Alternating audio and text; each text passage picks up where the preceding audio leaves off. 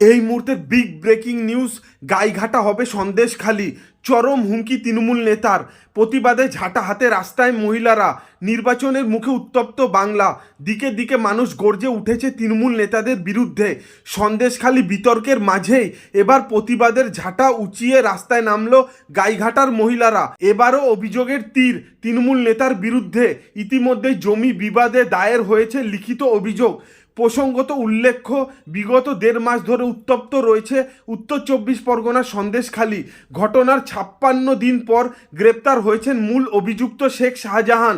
তারপর থেকেই দীপাবলির মতো উৎসব পালন করছেন গ্রামের অত্যাচারিত হিন্দু মানুষজন।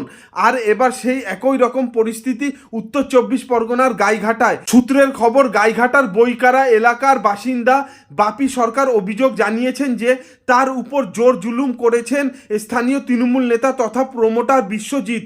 জানা যাচ্ছে বাপি সরকার সদ্যই একটি বাড়ি তৈরি করেছেন, আর তার বাড়ির সংলগ্ন এলাকায় জোর জবরদস্তি রাস্তা তৈরি করতে চাইছেন প্রমোটার তথা তৃণমূল নেতা বিশ্বজিৎ। তবে কেবল হুমকি নয়, এদিন বাপি এবং তার স্ত্রী বাধা দিতে গেলে বুধবার বিকেলে তার বাড়িতে হানা দেয় বিশ্বজিতের দলবল। বাঘ বিতণ্ডা বাড়তেই প্রতিবেশীরাও এসে জড়ো হয় সেখানে। দুপক্ষের মধ্যে চরম বচসাও চলে। বাপির স্ত্রী জানিয়েছেন, বিশ্বজিৎ ও তার দলবল ওই এলাকাকে সন্দেশখালিতে পরিণত করার হুমকি দেন। তারপরেই সকলের সহ্যের সীমা ছাড়িয়ে যায়। সেই রাতেই গাইঘাটা থানায় একটি লিখিত অভিযোগ জানায় বাপির পরিবার। বিক্ষোভ দেখাতে শুরু করে স্থানীয় মহিলারা। একজন বলেন, এলাকা সন্দেশখালি করতে এলে ঝেঁটিয়ে বিদায় করব। স্থানীয়রা অভিযোগ জানিয়েছেন, এই ঘটনার পরিপ্রেক্ষিতে বাপির স্ত্রীকে সাদা থান পরানোরও হুমকি দেওয়া হয়। সমস্ত ঘটনা শোনার পর আতঙ্কিত পরিবারটির পাশে দাঁড়িয়েছে স্থানীয় বিজেপি নেতৃত্ব। বিজেপির বক্তব্য, বিশ্বজিৎ তৃণমূল নেতা ও তৃণমূল আশ্রিত দুষ্কৃতীদের নিয়ে এসে সন্ত্রাস করার চেষ্টা করেছে, সন্দেশখালি করার হুমকি দিয়েছে। আমরা তা হতে দেব না, আমরা ওদের বিদায় করব।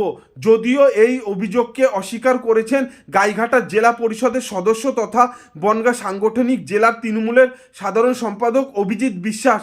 তিনি জানিয়ে দিয়েছেন, বিশ্বজিতের সাথে তৃণমূলের সরাসরি সম্পর্ক নেই, তার স্ত্রী দলের সদস্য, তৃণমূলে দুষ্কৃতীদের স্থান নেই।